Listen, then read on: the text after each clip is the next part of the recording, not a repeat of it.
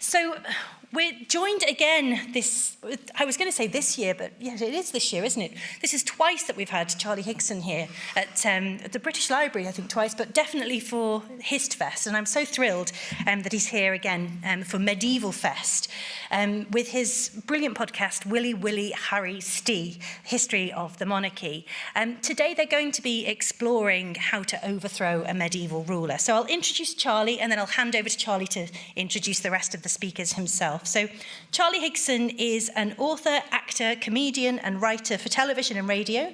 He wrote the phenomenally successful Young Bond series, which has now sold over 1 million copies in the UK and has been translated into over 24 different languages. His TV successes include The Fast Show, Randall and Hopkirk Deceased, and 2015's Jekyll and Hyde. As I mentioned, he's the host of the popular podcast series Willy Harry Stee, which tells the history of monarchy, and today they're going to be delving into the medieval world. So I'll hand over to you, Charlie. Thank you. Thank you very much, Rebecca. Hello.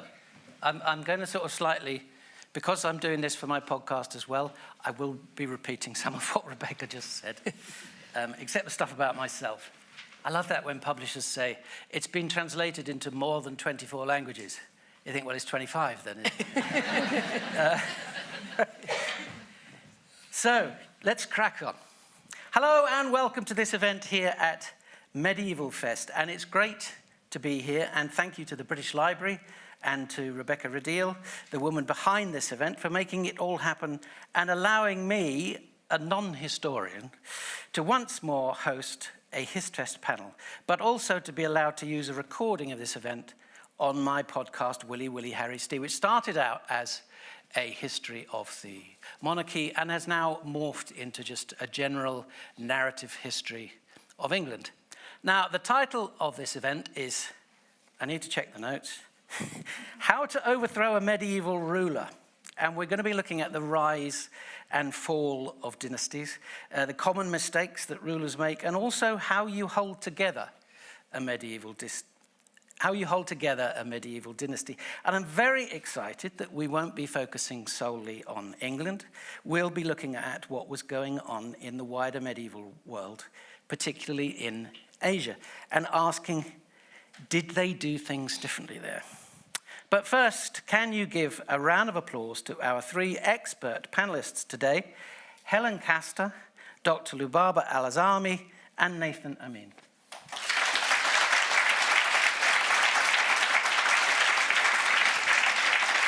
Now, it was touch and go that Helen actually made it here today because we received an email from her earlier in the week saying she had completely lost her voice. And so I rang her up to see how she was, and she said,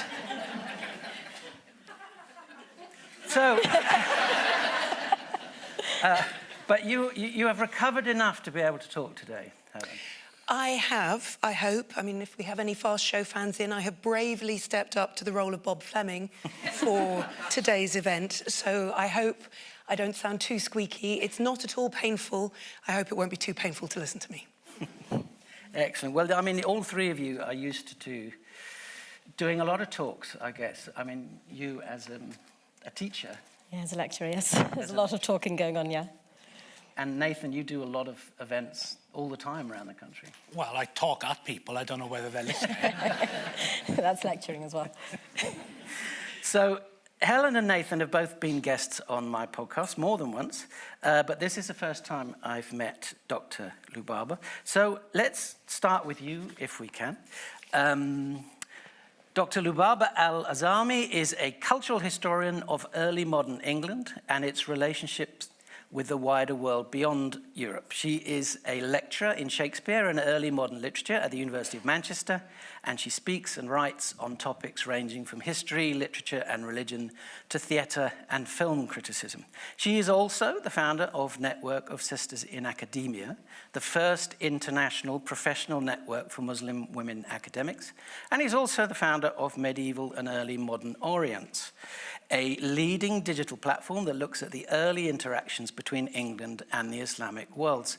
According to the site, her research interests include early Anglo-European encounters with the Islamic worlds, early modern theatrical negotiations of Asia, pre-modern critical race studies, intersectionality, decolonialism, and well-brewed tea. That's the most important one. Excellent. So, Lubaaba, can you tell us a bit about your book? Your first book, I believe.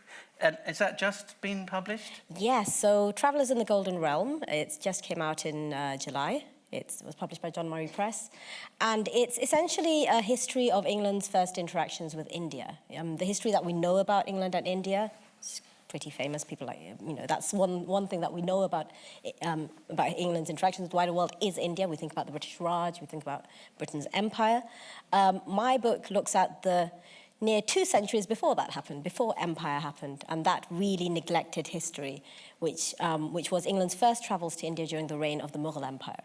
And this was a time in which England we were quite a backwater at that time. We were a developing nation. We'd just emerged from the Reformation. We'd been excommunicated by the Pope twice. So we'd had our early modern Brexit. And Europe didn't want to have anything to do with us. So we were seeking partners beyond Europe. So we kind of forged partnerships with the Ottomans, with North Africa, and with India. And these were the regions where power was vested in this period, in the Renaissance period and the medieval period. So my book looks at that early history and the very different dynamics of that particular relationship of English petitioners and travellers and traders and crazy tourists as well, by the way, going to India and interacting with the Mughal kings, interacting with the Mughal queens, and what the dynamics of that relationship is. It's a fascinating history, not because I wrote it, but just because the history is fascinating. And I wrote it because why has no one written about this yet? And is it well documented from both sides? It is well documented on the English side. It is less well documented on the Mughal side, and that in itself tells a tale. The English were very, very interested, the Mughals not so much. They're thinking... Right, they were like, who are these people from a distant northern country we'd never heard of before? And what do they want? Because we're quite self-sufficient here.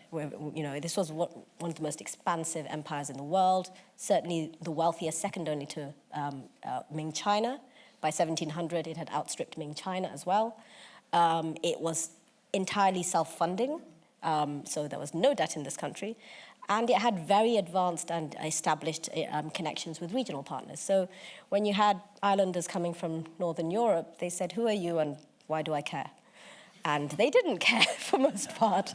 And that's part of the story that I tell, which is very different to the colonial story. And I think we need to be talking about it more. Fantastic. So next, no, I'm doing Bob Fleming. Next, we have Nathen Amin, who is an author from Carmarthenshire, who focuses on Welsh history, in particular of the 15th century. He wrote the first full-length biography of the Beaufort family, The House of Beaufort, in 2017, and his latest book is Son of Prophecy, about our first Tudor monarch, Henry VII. And he is a trustee and founding member of the Henry Tudor Trust, and in 2022 was elected a Fellow of the Royal Historical Society. So, I mean, is it fair to say you're fairly obsessed with Henry VII? I wouldn't say obsessed. I try and avoid the concept of fandom because, I do tend to run up against fandom quite often in my line of work. So I try to at least take a bit of an objective step back, but I love Henry VII. But you also do come up against the dreaded, or the lovely, whichever your point of view is, Ricardians. And it's really interesting because, this talk is about how you overthrow a medieval ruler. And, it is extraordinary that we're still arguing quite passionately about Henry VII and Richard III and who was legitimate. Look, it takes a very combative person to go up against combative people. And fortunately, I'm one of the most argumentative and difficult people I know. So it's a perfect role for me, shall we say, to take on an entire movement. Sometimes by myself, it feels like. Well, and it's interesting that, Henry brought to an end the Plantagenet dynasty that had been there for so long and did usher in, is very much seen as the next phase in our history. Yeah, well, I think it's very interesting. I mean, obviously today we're going to talk about how to overthrow a medieval ruler. I mean, Henry VII was able to overthrow a medieval ruler, but then retain his grip on the throne. And I think it's very interesting to look into how he was able to do that. And ultimately, it's by breaking the power of the nobility. You know, I view Henry as almost being a student of the game. He had seen what had come before, 30 years of conflict, kings being deposed left, right and centre, and he was able to work out a strategy on how to avoid that happening to himself. Take everyone's money, make himself richer than any of his nobility, make sure a Warwick the Kingmaker doesn't rise up again. And I think the incredible success of Henry VII was, oddly, when he died. History's been viewed, written by the Tudors, a lot of it, that 1485 was this great moment of victory for the Tudor family, and Henry VII overnight ended the medieval period and united the two warring houses. I would say the Wars of the Roses ended, in principle, in 1509 when Henry dies, because he's able to reign for 24 years, avoid being overthrown like his predecessors, and hand his crown to his 17-year-old son. And that is the first peaceful succession in 87 years. That is his true accomplishment. He was able to die. He left, the past in the past. And inheriting the throne was this glorious, stupendous youth who turned out to be Henry VIII. But in 1509, Henry VIII was the true successor of two of the warring houses. I think John Skelton wrote a poem saying, "In one rose does the white and the red grow." And that is Henry VII's true achievement, lingering on for 24 years. Hugely unpopular by some of his policies, but he did avoid being overthrown. And I think that is it's a weird success, but it worked. It's just a shame that little spoilt brat of his went and messed it all up eventually. So, Helen, your latest book is about another Henry who managed to overthrow the previous king. Another Richard. Yes. Another Henry overthrowing another Richard. Yes, exactly, gosh, yes. Yeah. And that is The Eagle and the Hart, the tragedy of Richard II and Henry IV. Helen is a historian of the medieval and Tudor period and a regular presenter of history documentaries on TV and radio. She taught history at the University of Cambridge and is the author of many books like She-Wolves, The Women Who Ruled England Before Elizabeth, Joan of Arc, and the book on Elizabeth I in the Penguin Monarchs series. And so, the sort of Richard III to Henry VII felt a bit like a sort of sequel to Richard II and Henry IV. And that sort of covers the seeds of the Wars of the Roses and then the final flowering and end. That's definitely what it looks like once you've seen how the whole thing plays out. Yes. But of course, an absolutely crucial element in all of this is to remember that the people who were living through it didn't know what was coming next.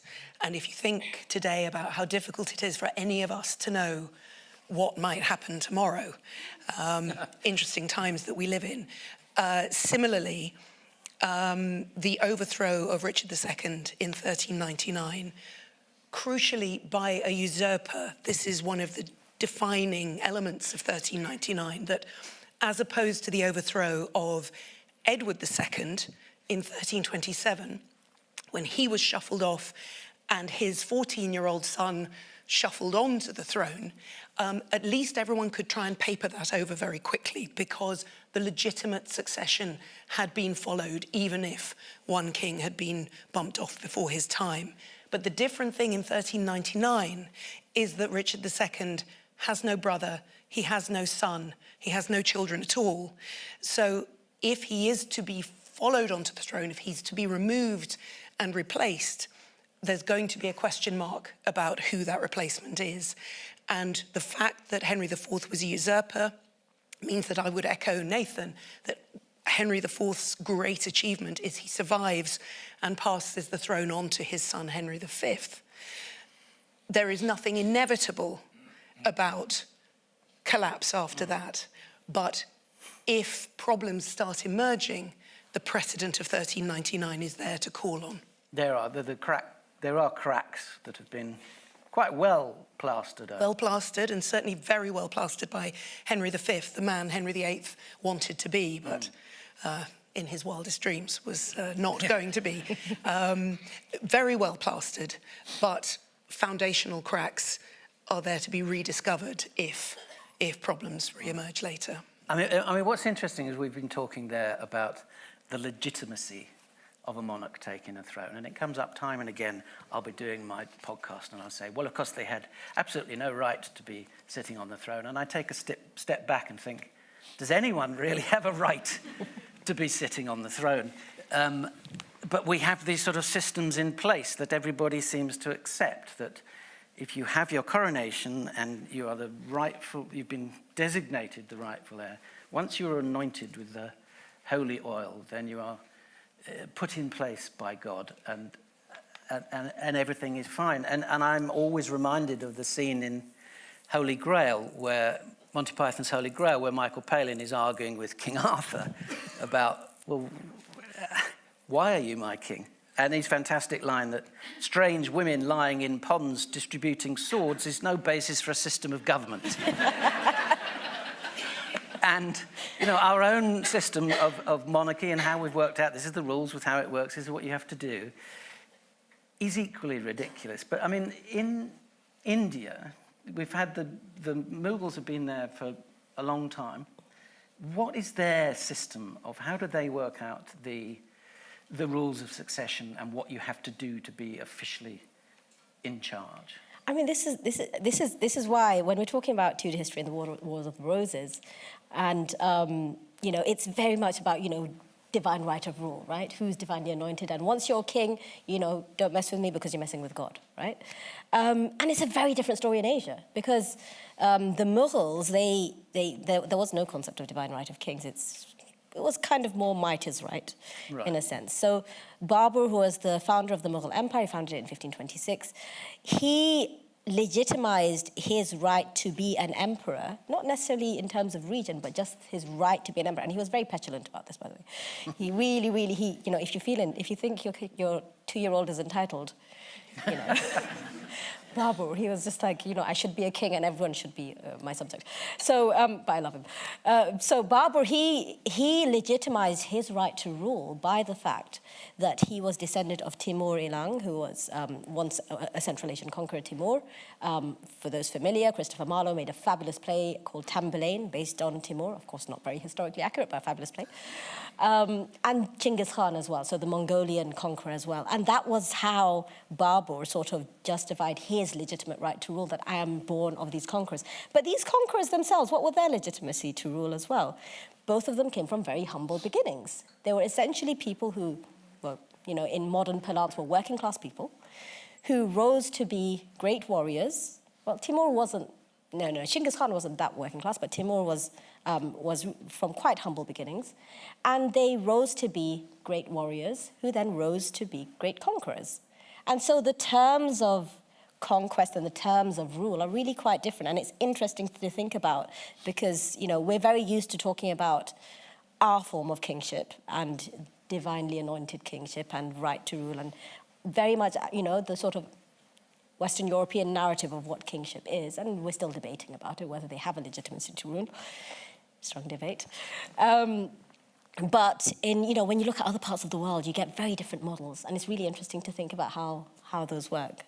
So did Babur come to power through military might? What had been in place before? So what the Mughals did was they consolidated India as we know it today into a single sort of realm for the first time. Prior to that, it was a sort of mosaic of kingdoms. So what Babur did was the Lodi Sultanate was the ones that were governing from Delhi at the time that Babur came in 1526, Battle of Panipat, and he defeated Ibrahim Lodi, who was the current monarch of the Lodi Sultanate. And that's when, you know, the fall of the Lodi Sultanate meant he basically conquered the Lodi Sultanate, and from there he and his descendants continued to advance and expand across the subcontinent, the Indian subcontinent. So he did pretty much come and conquer, but he was a prince originally. He was a prince of Fergana in what is in Central Asia, modern-day Uzbekistan. He became king at the age of 11. His father was killed. And thereafter, lots of contenders within his family were trying to get his throne. And he did ultimately lose his throne. But then he went on to conquer the throne of Kabul in Afghanistan. And so then he became the king of Kabul. Kabul was hugely wealthy. It was a sort of crossroads of trade in this period. And he went there and he said, wow, this is a rather rich city. I'd rather like to conquer it. And so he did. And then from Kabul, he said, well, where is all this rich merchandise coming from? India. So in Kabul, he said, actually, I'd rather move on to Hindustan next. So from Kabul, then he went on to conquering India. But he was very much, he was born of this kind of princely bloodline that in its medieval iteration, you can discuss whether it had that legitimacy, because it was very much these people who arose to be warriors. But because he was born of these princely lines, he felt that I should be king. And so when he lost his kingdom in Fergana, for example, he complained a lot about it. He has an entire memoir moaning about it. So he says that, my mother and I, we didn't even own any lands, right? And, we didn't even own oxen, and no one was giving us land and kingdoms.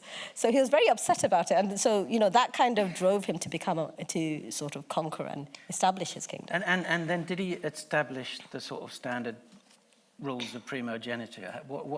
How is it passed? That's another interesting question, because there wasn't primogeniture. So with the Mughal model, it was basically any of your sons could be the next monarch. So what happened was you had wars of succession. So, so say, for example, Babur's successor was Humayun, and Humayun was the only child who was old enough at the time. Sort of, he was the eldest, so he got it. And then after Humayun came Akbar, after Akbar came Jahangir, and Akbar and Jahangir were kind of aided by the fact that their brothers all died, or they didn't have brothers. So, so then they kind of smoothly came onto the throne. Jahangir gave his dad a headache quite a lot of the time, because he kept trying to usurp his father's throne, and then his father died and he finally got it and he was happy. Jahangir had several sons who survived. And so, so when Jahangir died, Shah Jahan, who you all know about for building the Taj Mahal, yes? He built the Taj Mahal. We all know him as the great romantic. This is the guy who introduced fratricide, right? So this is the guy to become king. He basically went out of his way to kill all his brothers and their heirs in the space of a couple of days. So the bodies piled up and he became king. And then his sons sort of were like, well, we took your example, and his sons had a several years long succession war until Aurangzeb, the last and most powerful of the Mughal rulers, came to the throne. So it wasn't primogeniture. It wasn't a case of the eldest son gets it. It was the case of any son can get it, and who can fight for that throne. Yeah. Who's best at killing their brothers? Sort of, but it wasn't just that either. I mean, at the one end, who's best at killing their brothers. At the other end, also, who do the princesses favor, right?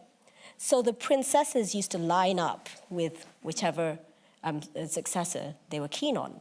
And the princesses and the queens were hugely influential in the Mughal Empire. When I said that Babur's complaining he's not a monarch, he said, my mother and I, he's equating his mother in his kingship, right? So the queens were equal players in this space, and the queens were determining who gets to become the next ruler. So the princesses and the queens used to line up with the princes that they preferred, and they would ensure that they got into the seat. So it was at the one end, who do you kill? But also the princesses, who did the princess tell me to kill, right? Well, yes, that's something I want to come on to later, is the importance of queens and mothers in succession battles through English history. But so I guess you have to look at, there weren't any instances really in the medieval period in England where there was a peaceful takeover, as it were. I mean, they were all pretty much on the back of winning a war, weren't they? Takeovers, you mean? As in, like, we're getting rid of you and I'm going to replace you. Yes, but I was just thinking, it was so interesting to hear about what was happening in that dynasty, because I think one of the things we have to remember about our set of rules that we talk about, primogeniture and so on, is that they don't appear out of nowhere. They have to emerge, and what they emerge from is something much less clear. So we think we have male primogeniture, which is then confirmed by anointing, coronation. But if you look further back in medieval England, it takes a while for that to become established.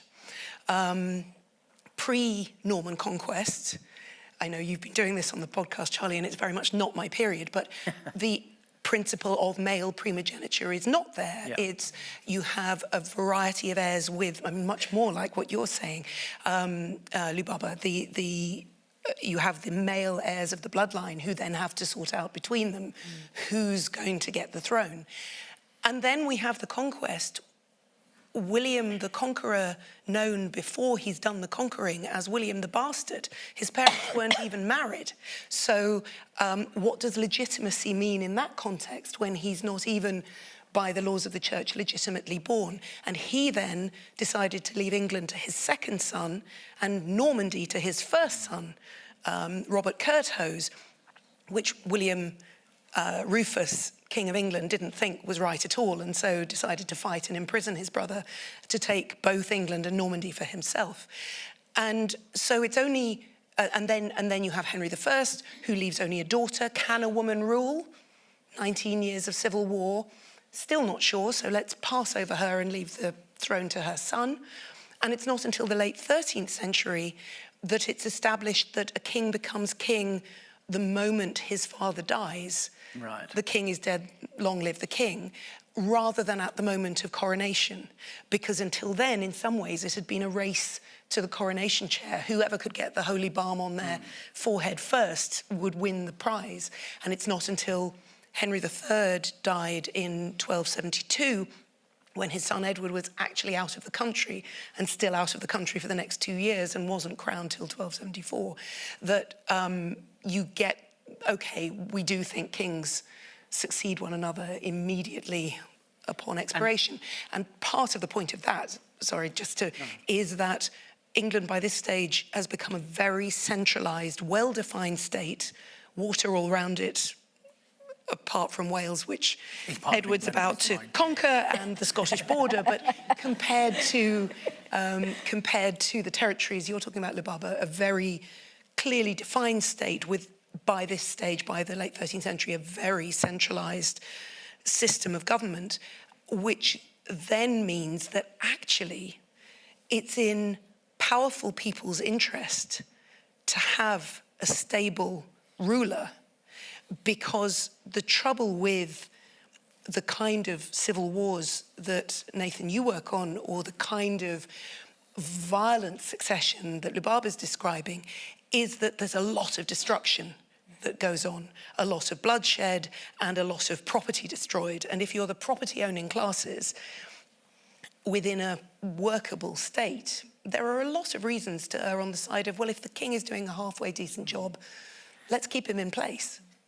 And I think this is very interesting. I wish a lot more people, everybody basically in the UK would read your new work, Eagle and the Heart, because you really do outline. The same. Absolutely. You know, you really do outline better than anyone I know just the concept of how succession to a throne is handled. You know, today, still 500 years later, 600 years later, I do deal with a lot of online discourse about who had right, who was the rightful King of England. You know, the Tudors were not the rightful King of England, Richard III was, or the House of York had greater right than the House of Lancaster, and all of these kind of discussions take place, quite volatile actually.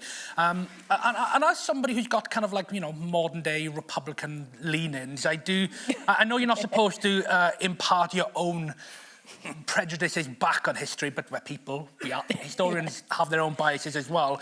I view all of this with a bit of a raised eyebrow, because even back then in 1399, it wasn't crystal clear who had right to succeed Richard II. You know, so we're having this discourse today that the House of York, through the Mortimer claim, were the rightful succeeders, not the House of Lancaster. But it's simply, they didn't know the answer, and it came down ultimately to might is right. And this applies to Henry Tudor again. You know, the king is the king because he's the king. He takes control of government, he gets crowned, he gets anointed. It's almost given retrospective legitimacy to you becoming king. We hear it often, that Richard III was the rightful king because Parliament agreed that he was king, and he was anointed. But so was Henry Tudor. So the principles have to apply equally, and it seems often it doesn't. But just to shift things across Offa's Dyke for a minute, with, you know, we've got the Welsh rain here in London today, so it feels appropriate to add a little bit of a Welsh twist to things. England was becoming fairly, you know, an established state by 927 under the Saxons, but as you say, primogeniture was introduced by the Normans. In Wales, we had a system called cyfran, and this is basically partial inheritance, like what was taking place across in India, where no matter how many children you had within or without, you know, lawful marriage, all of those children inherited equally. So if you've got 14 children, they're all getting a piece of the pie. And this is a major reason why Wales was not able to build itself up into statehood at all during the medieval period. We had multiple kingdoms like were in Saxon England, and they were able to merge into England. And then you have a king of England passing down a whole kingdom to their eldest son. In Wales, we had various instances where one prince would conquer the rest, but then when he dies, he separates it all back out again. And this is why Wales ended up being a useless country that eventually got overrun by that great villain, Edward I. But you know, it is interesting, this concept of Welsh partial inheritance. But the other key part of Welsh law was you could not attain kingship unless you were considered whole. You know, if you had any deformity on you, you were considered judged by God, for example, and not fit for kingship. And what this meant was some horrible behaviour taking place between brothers or co-heirs. I think of a chap called Idwal, who in 969 inherited with his brother a share to the kingdom of Gwynedd. So Idwal just went and gouged his brother's eyes out. His brother was removed, and Idwal takes over the whole kingdom. And this happened throughout the medieval period in Wales. Maiming, gouging taking place, even to the point where one Welsh king called Griffith ap Llywelyn, in 1063, through conquering all of his fellow Welsh kingdoms, he had essentially established one kingdom that looks like what we consider modern Wales today. He was invaded by Harold Godwinson. Harold Godwinson took control of all of his children and then named them all, because he understood this concept of Welsh law, and just like that, Griffith ap Llywelyn's children were all not deemed fit to succeed to parts of the kingdom, and Wales again splinters. So I think that's a very interesting concept, because we didn't have primogeniture. You know, that was forced on the Welsh, essentially in 1536, once the Acts of Union take place, and Welsh law is completely removed by Henry VIII. So, you know, it's a great socialist way of doing things, I guess, in the medieval period, but you ain't building a country that's going to last that way. If I could just mention, because it's really interesting what you're saying in terms of disability made you ineligible for rule, but that wasn't necessarily the case in Asia, for example. So the Mughals, you know, descended of Timur. Timur's name was Timur Ileng, Timur the Lame. Right? He was injured in one of his hands. So, you know, it was actually used as a sort of mark of, you know, it became his title rather than a point of, you know, this person is ineligible to rule. And if we think about it, in the medieval period, it's not exactly the best time for health. Right? So, you know, how are we defining disability is another interesting thing, because are not most people experiencing some kind of health malady or, you know, circumstance? And one might add mental health to that, because I'm now thinking of Charles VI of France, who was known as Charles the Mad and Well-Beloved. Charles, who suffered from psychotic episodes regularly from 1392 as a young man until his death decades later. And yet the French political community, who prided themselves on never killing their kings, not like the dreadful English, kept things going with this king who periodically would think he was made of glass, or say that his name was not Charles, and not recognise the wife with whom he still managed to have 12 children. And France did, in fact, descend into civil war. So the English were busy saying, well, we're not keeping going with a mad king, but the French were saying, well, yes, but you're killing your anointed king. I mean, so what each state deems unacceptable varies wildly. So what we're really saying here is that the Welsh, both today and back then, suffer from toxic masculinity. We want our kings to be the most macho men around. But that's a theme that really everybody has been touching on, is that people want to be ruled. That's what it seems to be. Well, because they want a strong king. It's the idea of the strong man. Well, what I think most people want is enough peace and order to be able to live their lives as healthily and happily for themselves and their family, with as many opportunities to prosper and, if possible, get on in the world as the current situation where they live makes possible. And the trouble with anarchy is that there is no security anywhere for anyone. Yeah, but the opposite to having a king is not necessarily anarchy. There is a middle ground. There were parliaments in England, and I often wondered in those things where, you know, with King John or King Henry III, it's like, we've got rid of the king, they're out of the way a bit. Why don't we just rule through Parliament? But again, we're back to the question of where legitimate authority comes from and where the right order of the world is to be found. And if in medieval England, your conception of authority is that it must come from God, and God chooses a ruler, the problem with a parliament is, where does the parliament's authority come from? Now, we might say, well, it comes from the people, it comes from bottom up, but who gives the people their authority? And in the medieval Western European conception of the world, that's a slightly worrying concept, because the people are the people who need keeping in order. So what's going to happen if you have that? I mean, the people need to be looked after, and the ruler has responsibilities as well as rights. The ruler must institute proper laws and offer justice and maintain peace. That's the theory. So he must look after his people. But if you hand over to a disparate group of people who all might disagree, you might end up in Wales. I mean, what might happen then? I mean, I just wanted to... I should say I'm half Welsh, but, you know, playing to the gallery here. I just want to say, and you know, we talk about history and we talk about things that happened centuries ago, but they all speak to the present as well. And especially what you were mentioning, Nathan, in terms of, you know, a Welsh monarch coming along and maiming someone else's children so that they can't rule, right? And we are seeing people maiming people's children so that they cannot continue. Right? And I think we need to acknowledge that as well in this moment. My book was written in the early days of the Gaza genocide. It's dedicated to Gaza. So I want to make a point of that to this day, people maim other people's children so that they can't continue and thrive.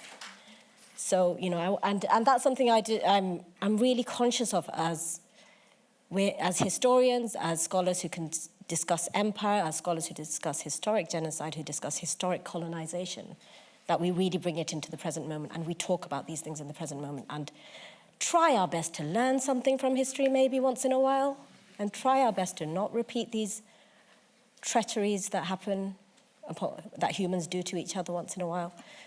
So yeah, so I felt that we needed to, and you know, I'm wearing my watermelon to also point that out, but I felt I needed to acknowledge that particular very pained elephant in the room. But you also touched on strongman. You know, today, whether you agree with it or not, there is a hankering for strongman leadership around the world. Certainly more so in the medieval period, the concept of a strongman was what a lot of people wanted. They wanted somebody who would be seen to deal with external and internal threats, but also by being a strongman, they'd want somebody who'd be imposing law and order, justice, you know, looking after people's rights. I think what is interesting is how long it took Richard II to fall and Henry VI to fall for different reasons, but both had ultimately not lived up to their coronation oath of enforcing justice, law and order and so on with people. And even then, it wasn't Parliament that brought those down. It was a strong man coming in and outstronging them, essentially. I mean, we did have our experiment with republicanism, didn't we, in England? We had the English Civil War, where we got rid of a king who was trying to be a strongman by shutting down Parliament quite regularly. I'm ignorant after 1509. I don't blame you. I'm out of my comfort zone there now. I'll tell you this, we had a shot at republicanism and made a pig's ear of it.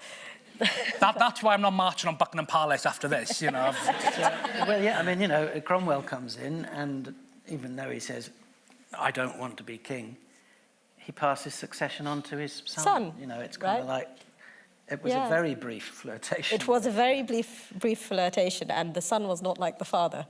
Not that the father hadn't very much to recommend him, but the son was not like the father until people said, oh, sorry, let's bring the monarch back. Yeah. Well, it's like the crucial issue with communism, isn't it? You know, you can't all be equal if there's one above all and passing it on, but we're going way off now. Yeah, sorry. But, you know, I mean, it's still, that problem is still part of the modern world. Putin, Trump, Netanyahu, Orban, whoever, are there and saying, I'm the strong man, I will look after things, I will make everything, we will be great again. Yeah. I think this is what fascinates me most about history. This is what I love to write about. You know, medieval history is my vehicle, but I enjoy studying human dynamics that are taking place in the medieval period, because these people are not that different from us. Yes, you know, there's a concept that we can't quite relate to how they lived in such a you know, the religious world and the concept of divinity, and that's kind of going a lot from our country. But there's still people who are moving and acting out of basic human conditions of fear, of anxiety, of nervousness, you know, to bring it back to medieval rulers, Richard III.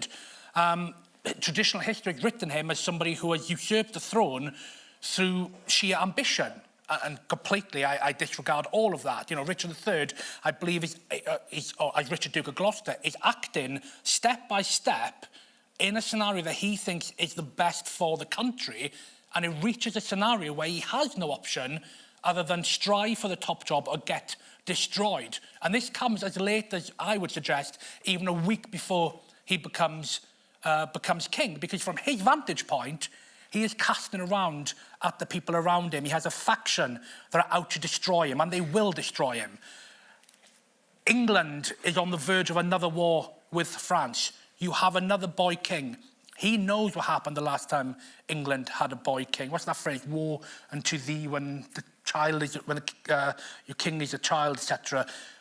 There's an argument that Richard is making a bold move at the last minute in 1483, because he is the right man for this job of steering the ship of England. And arguably, I would agree with him.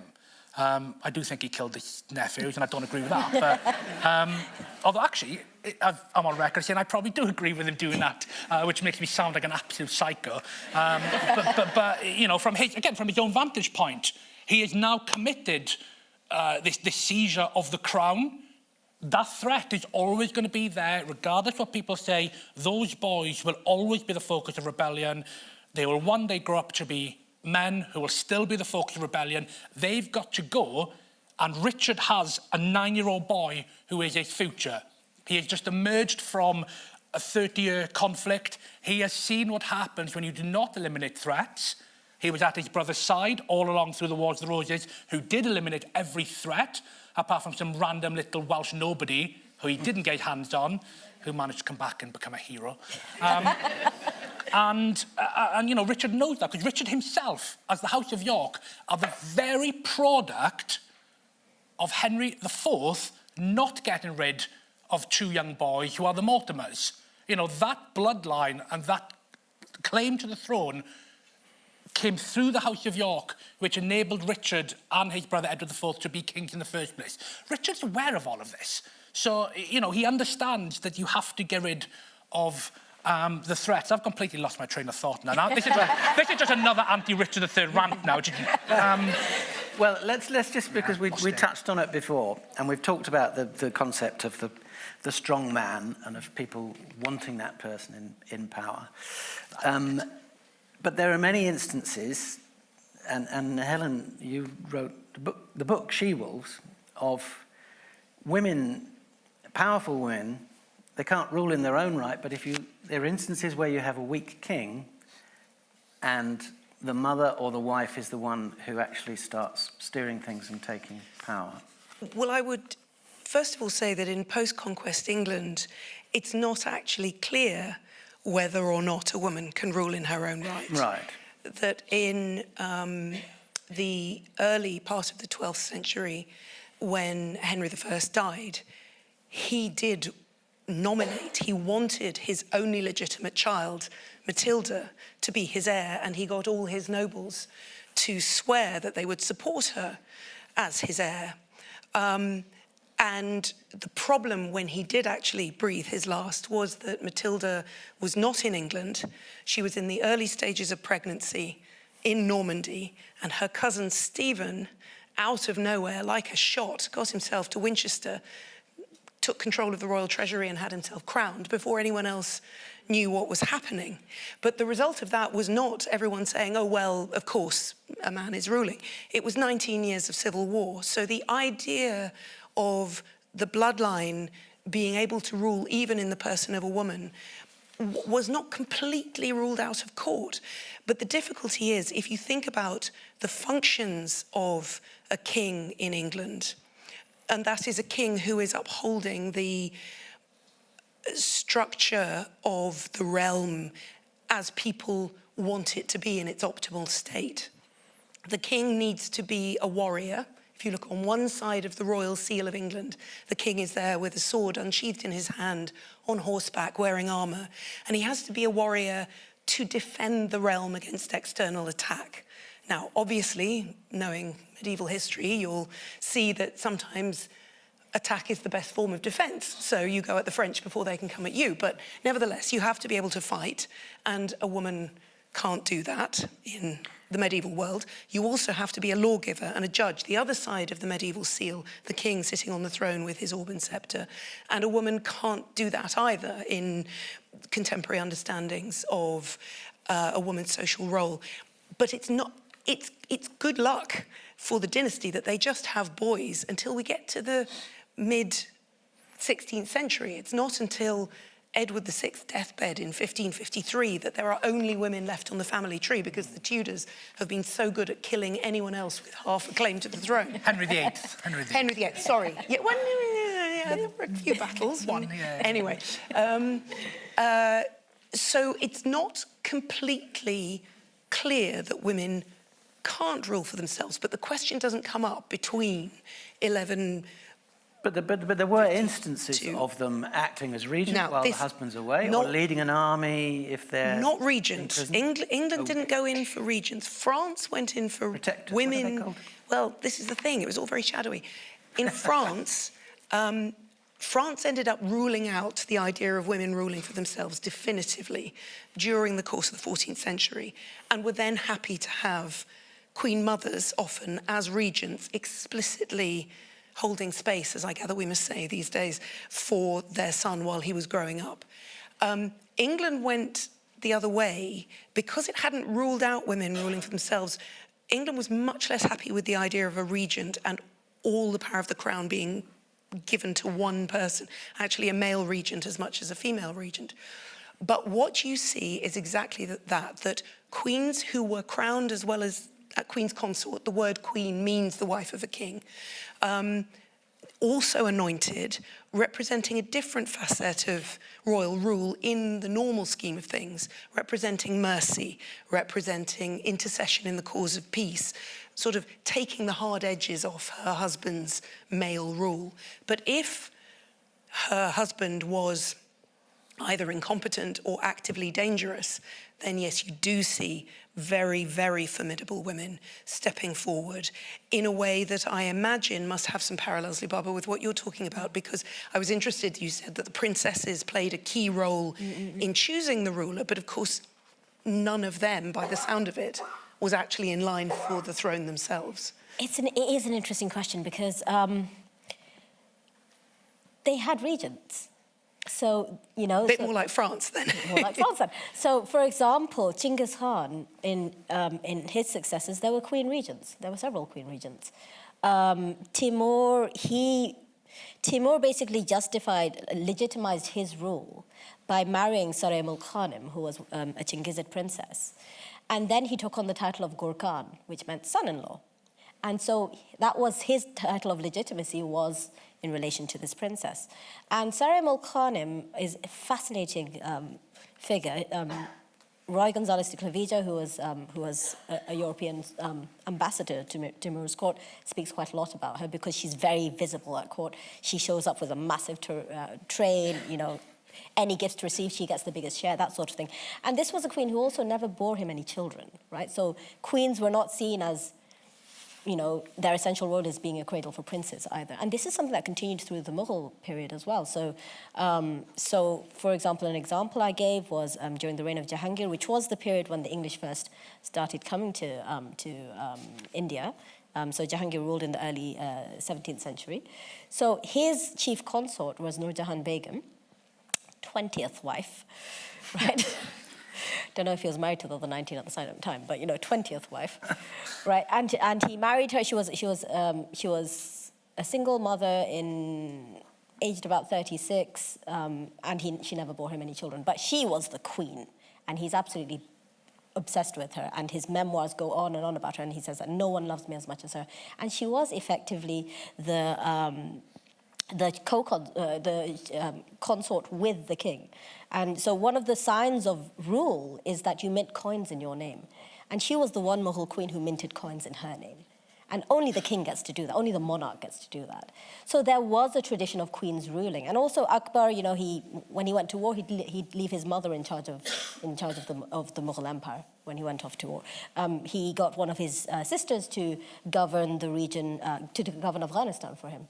So, you know, there were women rulers, not in the same, not in that same form of, you know, you are the heir, but there were women rulers, and women who were kind of key to legitimacy of rule as well, which is quite interesting. So it's, again, different model to the English model.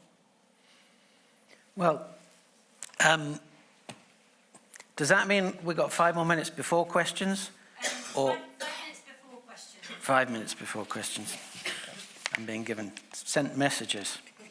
Subliminal messages. So, I mean, yes, the focus of this is about deposing. I was just going to come in, because I just realised I hadn't... One point I sort of wanted to make is that in medieval England, there is a very clear sense that there is a difference between kingship and tyranny. And I thought if we were going to talk about strong men, strong rulers, that was perhaps an important point to make in relation to what you were saying about parliaments and so on, that kingship is rule, it becomes established within political thought, within political culture. Kingship is rule according to the law in the interests of the realm. And tyranny is distinguished from that if it's rule that is not according to the law, it's overriding the law, and it is not in the interests of the realm. So in theory, those definitions sound quite clear. Of course, the trick is, when does one change into the other?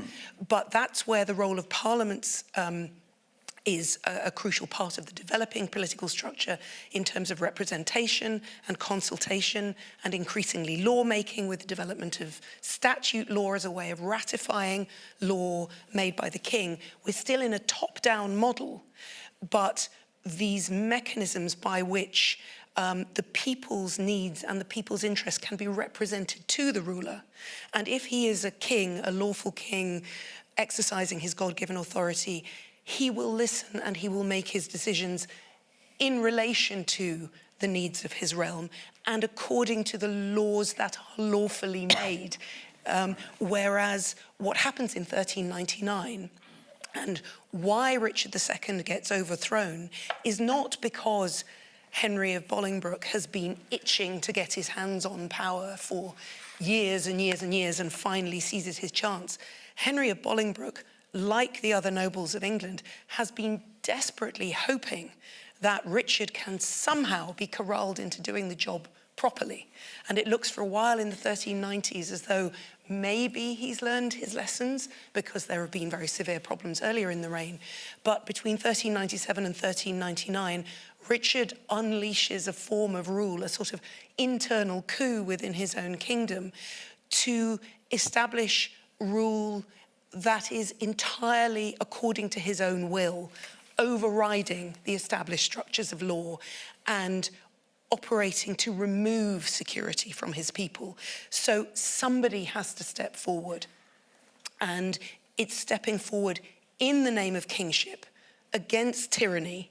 But the difficulty Henry has is that Richard has the right, the God-given right, but has made an almighty mess of the job, has none of the qualities you'd want as a leader.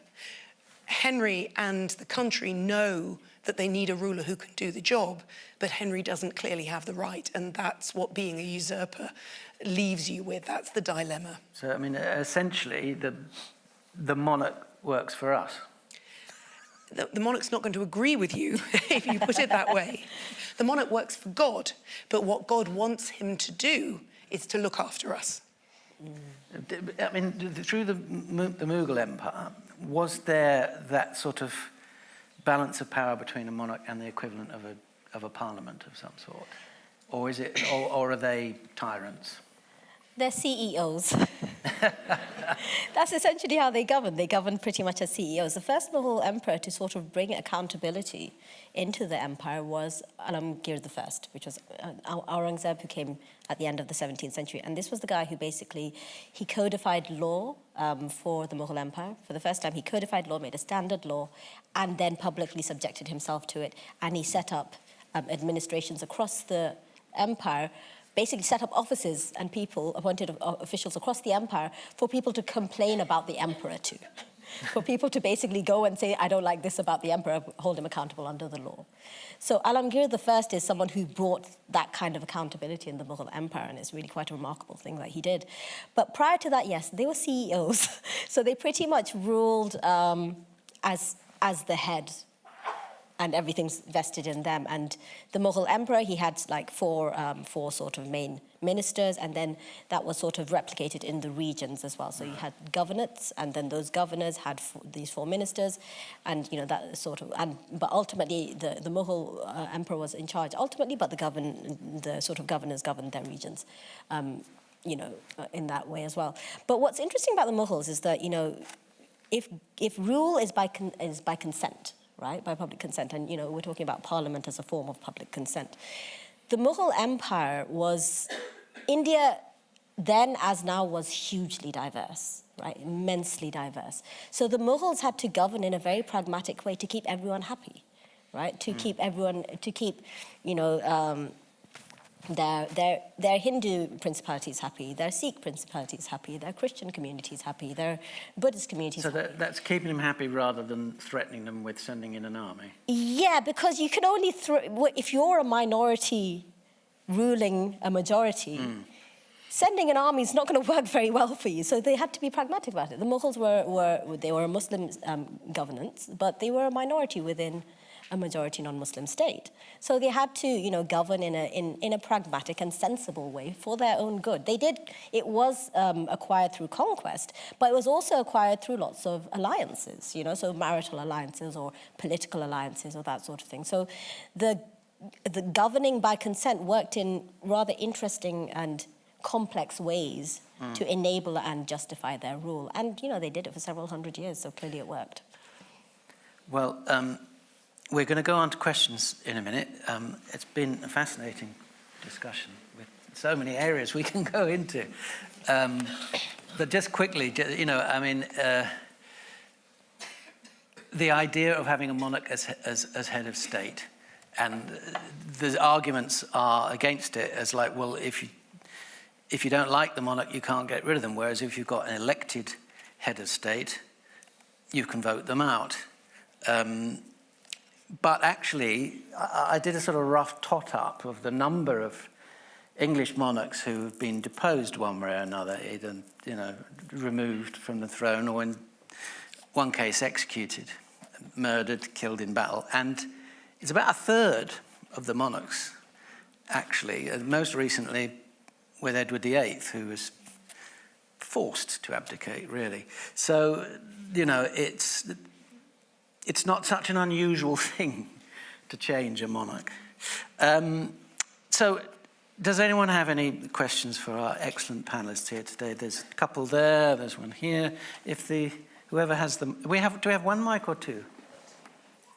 If you could come down here, and if we could start with whoever grabs the mic first there. Hello, this Hi. is a quick question for Nathan. I was thinking about Henry V, or the future Henry V, getting a bolt through half his face when he was 16 on battle duty as a strongman. If that sort of thing happened to a Welsh prince, would his reputation as a desirable strongman be enhanced, or would he be ruled out through disfigurement? Probably about 3 weeks later, he'd have his eyes gouged out by his brother, probably. But yeah, I mean, that's a perfect example of an English strongman. I mean, you know far more about Henry V than I do, being able to almost take this arrow in the face, which is an absurd scenario in the first place, and be able to really believe in his own divinity, his own, surety to rule, to move on, self-confidence. This is very, very interesting, isn't it? Because to my mind, that was absolutely crucial to Henry V's sense of himself as a ruler, that as a 16-year-old in his first battle, his first pitched battle, that he had this terrible injury and survived, and that sense that God had chosen that he should survive. When I was writing about Joan of Arc, the one figure who seemed to me to have the same sort of self-belief in their campaigning as she did was Henry V, and it seemed to me that had to be related not only to a sense of birthright, but to the fact that God had saved him. And I'd never thought about that question of disfigurement or disability and how it might affect that sense of God-given right to rule, because one of the interesting things I've been talking to Dan Jones about, who's written a very brilliant new biography of Henry V, is the whole question of the famous portrait of Henry V that is in profile. And people often say, oh, well, that's because he had a terrible scar on one side of his face from this terrible injury that had to be kept open for weeks and weeks while a method was devised to treat it, and so on. It must have been absolutely agonizing. But actually, Dan thinks, having looked in enormous detail at the treatment that was devised by the surgeon John Bradmore, who was enormously skilled, and enormously skilled, Dan says, at what we might call forms of cosmetic surgery. That if you think about an arrowhead going in just under the eye, that the width of an arrowhead is not necessarily very large, and with the skill of the surgeon, Dan reckons the scar may not actually have been terribly visible, and certainly there's no mention in contemporary sources that Henry V was scarred. Now, maybe you wouldn't say that about your king, but the French would probably, wouldn't they? And so the skill of the surgeon. So that's a good question. Would he count as disfigured, disabled when he recovered completely and used it to justify his God-given authority? Yeah, and I think whilst I'm loath to promote someone's book who's not on the panel today, Dan Jones's book is excellent on Henry V because it's written in the present tense, which is a very, unusual tactic for a lot of history writing, but it really gives you that sense of urgency in Henry's life. They are surrounded by rebellions and plots and conspiracies, and when you put yourself into young Henry's shoes, who is not a prince or a king that I particularly warm to, when you put yourself into his shoes, you really do understand why he did go on to become quite zealous and fanatical about his God-given right to rule and him, again, the certainty of his own character. I think it's buy our books first, then buy Dan. Do you think Edward I's sort of repatriation of the title Prince of Wales helped the succession to be smoother in England? I don't know about England, but I mean, it was a very naughty move, wasn't it? Taking our princely title away from us. I think it's a very strategic move from Edward because, it's very...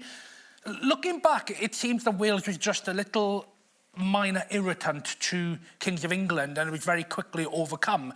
But when we consider the importance that Edward I attributed to this concept of the Prince of Wales having his son born in Carnarvon and rebuilding Carnarvon so that it appears almost like a Byzantine emperor castle. It shows the true difficulty Kings of England and the amount of money they spent conquering Wales. And this is something that didn't go away. I mean, Henry IV really struggled with quelling the revolt in Wales, topic of both of our books. And with the Welsh rain. And with the Welsh rain, yeah. Really struggled with that. And I think it's... Yeah, it was a very strategic move to try and neutralise Welsh rebellion, which, quite frankly, didn't work until the advent of the Tudors, when Wales finally, after 500 years, stopped hassling the English. Until the present day. Lubaaba, did the Mughal Empire do a similar thing? You know, we're so familiar here with that one son becomes Duke of York, one's Prince of Wales.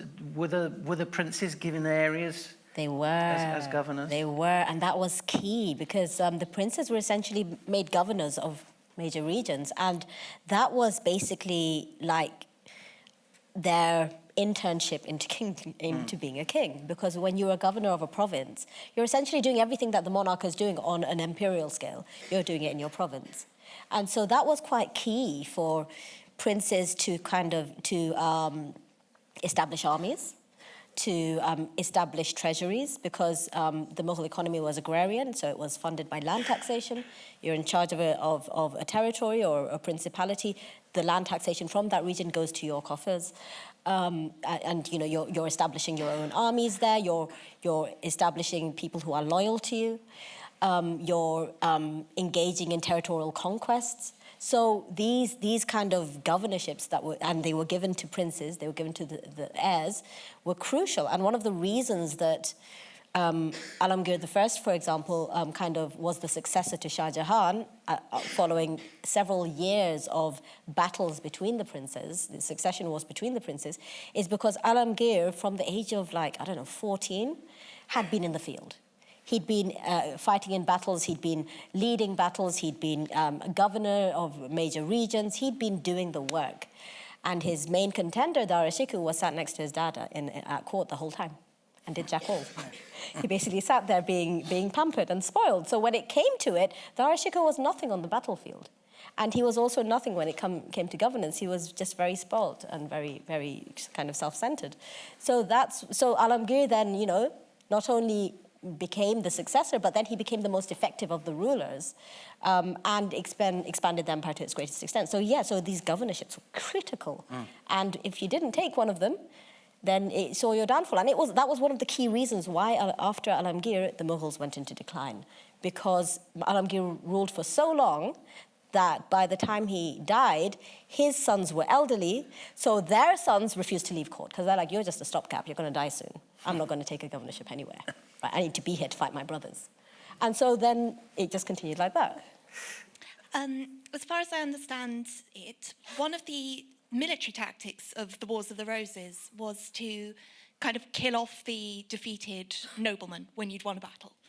And I was wondering if one of the reasons Henry VII was so successful when he took the throne was the fact that most of the nobility had by that point been killed and all of their heirs were quite young and not quite sure what they were doing. Yeah, it makes it easier for when Henry VII becomes king that there's not really much competition left. I mean, that's the reason why he's king in the first place. You know, the Yorkists had done a great job in eliminating rival threats, including, in one case, their own brother, George, Duke of Clarence, who is often overlooked. At one point was actually named a Lancastrian heir. And Henry VII has no brothers. He has no close cousins. You know, he very much is this complete outsider who's able to creep in, take over the throne of Richard III by essentially accusing him of being, incorrectly, I would say, a tyrant, which is interesting because that comes back to what we were talking about earlier about, by this point, it's not even about reality anymore. It's about how you're selling a story. And yeah, there simply isn't enough powerful noblemen around him able to rise up. And very quickly, by re-establishing his law of order, you know, justices of the peace, court of the Star Chamber, he's able to break the back of the nobility as they are growing men. And he's able to take their coins. They simply cannot fund any more rebellions. It makes him incredibly unpopular, But I've always said, you know, if I was living during any of these reigns, I mean, I'm tight. I've said earlier I'm really tight. But I'd rather give up my money than my head, which is what's happened in the previous and certainly later kings. But it's a very fascinating strategy he has, which is just to prevent any more kingmakers rising up. And again, good job, I think. We've got time probably for one more or two quick ones. Do we have another one on this side? Oh, we have one here. Seems to be a question hotspot over there.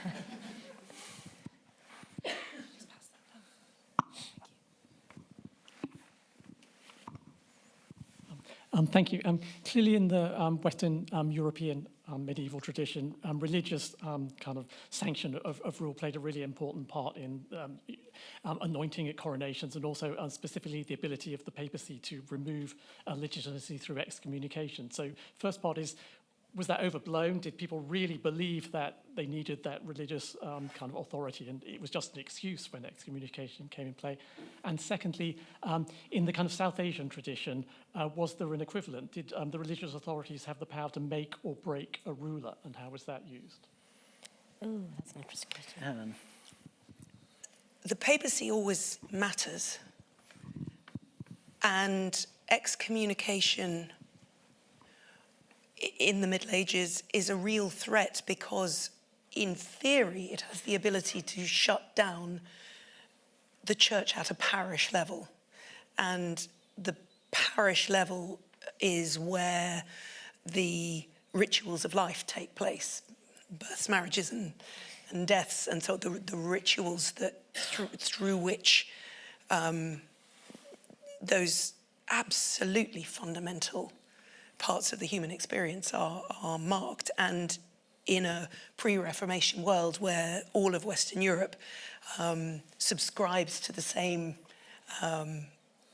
belief system and hierarchy of authority, that is a real threat. On the other hand, England is quite out on the edge and probably has a better chance. Kings of England probably have a better chance of manoeuvring in relation to the papacy than some other rulers who are closer to Rome or Avignon, because this is the point I would need to make about, you know, people have, you know, in similar situations have asked, well, did the Pope take a view on the conflict between Richard II and Henry of Bolingbroke? Well, the answer is there were two popes, because in the papal election of 1378, the French-dominated College of Cardinals had elected an Italian for a change, and within 5 minutes decided they'd made a terrible mistake, moved to Avignon and elected a Frenchman. But meanwhile, the Italian was sitting in Rome saying, I'm not moving. So you then get the papal schism going on for decades, with the suggestion that perhaps the way to solve this is to get both those popes to step down so that you can elect a new one, which they do eventually try, which, guess what, ends up with 3 popes, because the first 2 won't step down. So while the papacy always matters, the in a way, just like a king, the theoretical authority is not always matched by actual practical ability to make papal edicts felt. And of course, there's this intervening layer, which is the church hierarchy in England. So for example, when Henry IV in 1405, in the wake of yet another rebellion, in which his Archbishop of York has taken a leading part, decides that his Archbishop of York is going to have to be executed for this treason, the Pope declares that he should be excommunicated for killing an archbishop. And the Archbishop of Canterbury, while horrified that Henry has done this, decides he's going to sit on it. He's going to sit on the decree. He's not actually going to publish it till he gets a read on whether Henry's going to go further in this direction or whether he might be remorseful. And because Henry pulls back and does show signs of remorse and so on, the Archbishop of Canterbury helps Henry in negotiating eventually to have this excommunication lifted, and, you know, his actions justified and so on. So it's real. The papal authority is real. The threat of excommunication is real. But like everything else, it feeds into the details of the immediate political circumstances, and you can never take anything for granted. And I will add just very quickly, because I know time is of the essence, that kings were able to weaponise this as well. I mean, Henry VII was able to weaponise papal support that he always enjoyed as king against invaders. So when we have the Lambert-Simnel conspiracy, we have the Perkin-Warbeck conspiracy, the threat of rebellion and revolt from within England, Henry VII constantly has the papal bull supporting his claim to kingship constantly read out throughout the kingdom. And this is not the only reason for this, but there simply isn't any groundswell of support for either of the pretenders within England. Their support base is always external, and that could be a part of the reason for this is if you did rise up against Henry VII, you were going against the Pope, because this has been weaponised by Mr. Tudor. Lubaaba, So, we've already gone over time, Oh, but right. if you could just very quickly Sure. just say, is there equivalent of that religious authority that the Middle Emperor's having to deal with? no, because the Mughals were Muslim and the Islamic model is hugely, hugely different. There is no clergy, there's no hierarchy, there's certainly not a representative of God on earth. So in that sense, you don't need an imam somewhere to tell you you can be king. What the Mughals and that region did do was, if a person became conqueror of a region, they'd get their name announced during the Friday prayers. And that wasn't to do with religious legitimacy, that was just a great way to announce it because everyone would hear it. Right? So then the Friday prayers would be said in the name of the king. Everyone's going to the mosque. The mosques are not just places of worship, but also places of community. So you don't have that kind of need for religious legitimacy in the Islamic model. And you might get some Islamic ruler sort of saying, I'm the king's best friend, but he doesn't really count for anything. Well, thank you so much to three panellists today, Dr. Lubaaba Al-Azami, Nathen Amin, and Helen Castor.